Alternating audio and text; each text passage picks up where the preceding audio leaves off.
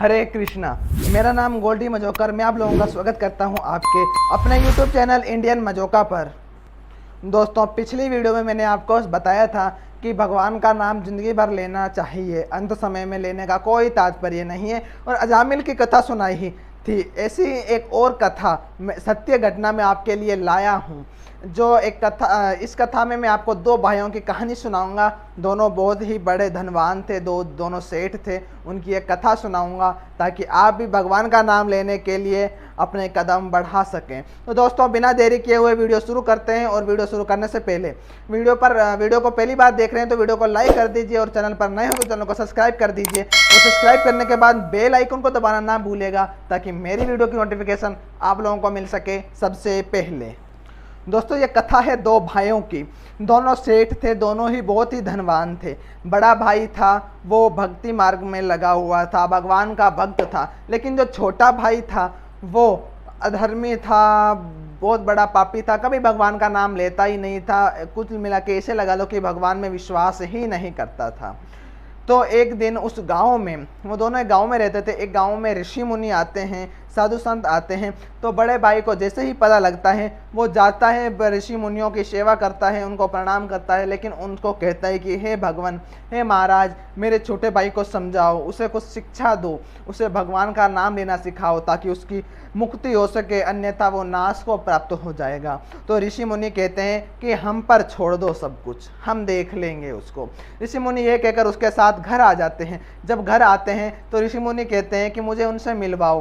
तो एक संत जाकर उससे मिलता है। तो वो संत उसे प्यार से समझाता है कि भगवान का नाम लो, राधे राधे बोलो, राम राम बोलो। लेकिन वो जो मनुष्य है वो बोलता नहीं है। वो जो छोटा भाई था वो भगवान का नाम नहीं लेता है, वो कहता है मैं नहीं लूँगा, नहीं लूँगा। तब वो कहते हैं कि लो, बोलो राम राम बोलो, हरे कृष्णा। छोटा भाई कहता नहीं बोलूँगा। तो एक संत बाहर आता है और बड़े भाई से परमिशन लेता है, आज्ञा लेता है कि मैं एक छोटी सी आज्ञा लेना चाहूँगा। मैं भगवान का नाम इससे बुलवा तो लूँ, लेकिन मुझे एक परमिशन चाहिए कि कुछ हो जाए तो मुझे मत कहना। तो बड़ा भाई, बड़ा सेठ आदेश कह देता है कि कोई बात नहीं, इसे भगवान का नाम बुलवाओ। संत अंदर जाते हैं, अंदर से गेट बंद कर देते हैं और डंडे उठा लेते हैं, उसको पीटने लग जाते हैं। उसके सेठ के छोटे भाई को पीटने लग जाते हैं और कहते हैं बोल राधे राधे बोल, राम राम, हरे कृष्णा बोल। उसको इतना पीटते हैं कि वो बेचारा परेशान होकर आखिरकार हरे कृष्णा राम राम बोल ही देता है, राधे राधे बोल ही देता है। तो संत बाहर आ जाते और बड़े सेठ जी को कहते हैं कि आपके भाई का उद्धार हो गया, उसने भगवान का नाम ले लिया। इतना कहकर संत चले जाते हैं। कुछ वर्ष बीत जाते हैं और छोटे भाई की जब मृत्यु होती है, सेठ के छोटे भाई की जब मौत होती है, अचानक मौत हो जाती है, उसको यमदूत लेने आते हैं और यमराज के पास उसको पेश किया जाता है। तब चित्रगुप्त जी उसका लेखा जोखा जो भी है यमराज को सुनाते हैं। तो चित्रगुप्त जी कहते हैं कि इसने अपने जीवन में कभी कोई पुण्य नहीं किया, कोई धर्म का काम नहीं किया, कभी भक्ति नहीं की। तो यमराज फैसला सुनाते हैं कि इसे नरक भेज दिया जाए, इसे अग्निकुंड में भेज दिया, नरक में भेज दिया जाए। लेकिन चित्रगुप्त अचानक उन्हें रोकते हैं कि प्रभु रुको, इन्होंने एक बार भगवान का नाम लिया था, वो भी संतों के जबरदस्ती करने पर। यमराज आश्चर्य में पड़ जाते हैं कि अब क्या किया जाए। यमराज कहते हैं कि इसको हरि नाम का पुण्य दिया जाए, एक बार इसने हरि नाम जो लिया उसका फल इसको दिया जाए। तब उस जीवात्मा से पूछा जाता है कि तुझे हरि नाम का फल चाहिए पहले या पहले पाप भोगने हैं। तो वो जीवात्मा सोचती है, उसका जो सेठ का छोटे भाई की आत्मा थी, तो वो सोचता है पाप तो मैंने बहुत किए, उसको बाद में भोगना है, जो थोड़ा सा पुण्य है उसको ही भोग लेता हूँ। तो वो कहता है कि पहले मुझे हरि नाम का फल दो। यमराज कहता है कि हरि नाम का फल कहाँ से लाऊं, मेरे पास तो इसका कोई वो भी नहीं है, वेद ग्रंथ मैंने पढ़ा ही नहीं जिसमें हरि के नाम का फल बताया गया है, कीमत बताई गई हो। तो यमराज उससे समय मांगते हैं कि हे जीवात्मा, मुझे समय दो, मैं अभी अपने ग्रंथों को देखता हूँ। और चित्रगुप्त को कहते हैं कि सभी ग्रंथ ढूंढ निकालो, देखो, पता करो कि हरि नाम, राधा नाम जो है उसका क्या पुण्य है। तो चित्रगुप्त कहते हैं प्रभु, किसी भी ग्रंथ में एक बार राधा नाम लेने का, उसने जीवन में एक बार ही लिया था, एक बार राधा नाम, हरि नाम लेने का कोई पुण्य नहीं बताया गया है। अब यमराज टेंशन में आ जाते हैं, चिंता में आ जाते हैं, क्या करें। फिर वो कहते हैं कि भगवान इंद्र इसका जो है बता सकते हैं कि इसका क्या किया जाए। वो उस जीवात्मा को लेकर इंद्रलोक जाते हैं, स्वर्ग लोक जाते हैं इंद्रदेव के पास। इंद्रदेव बताइए, इसने एक बार भगवान का नाम लिया, राधा नाम लिया, हरि नाम लिया, इसका क्या किया जाए। इंद्रदेव हाथ जोड़ लेते हैं, प्रभु भगवान इसका तो मुझे भी पता नहीं, क्या किया जाए।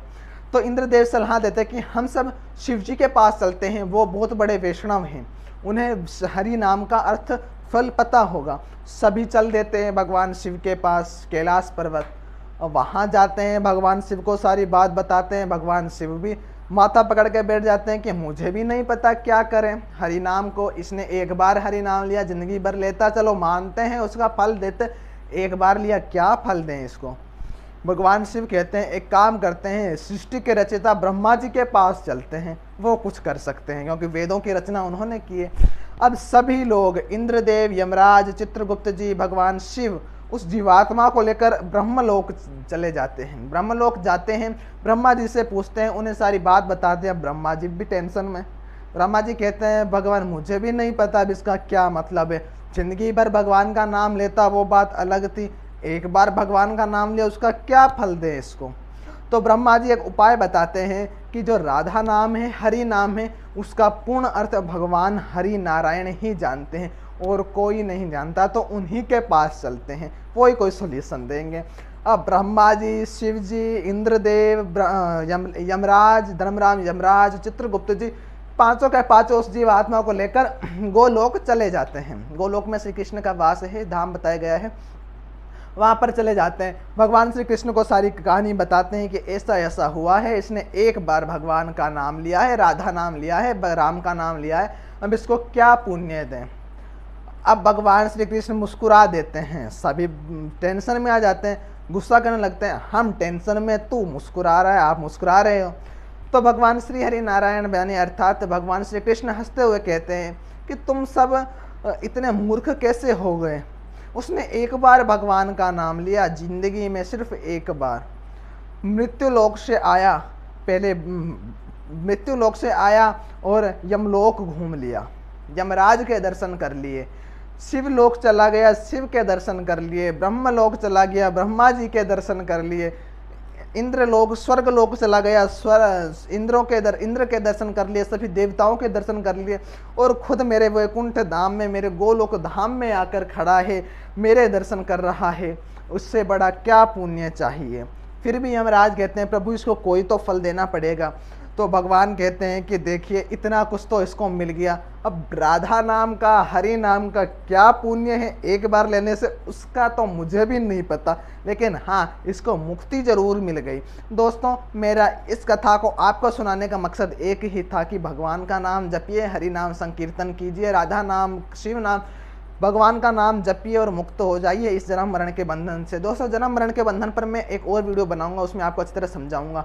तो आज की वीडियो में बस इतना ही। अगर कथा अच्छी लगी हो, वीडियो अच्छी लगी हो, तो वीडियो को लाइक कर दीजिए, और अगर चैनल पर नहीं हो तो चैनल को सब्सक्राइब कर दीजिए, और सब्सक्राइब करने के बाद बेल आइकन को दबाना मत भूलिएगा। तो बोलिए हरे कृष्णा।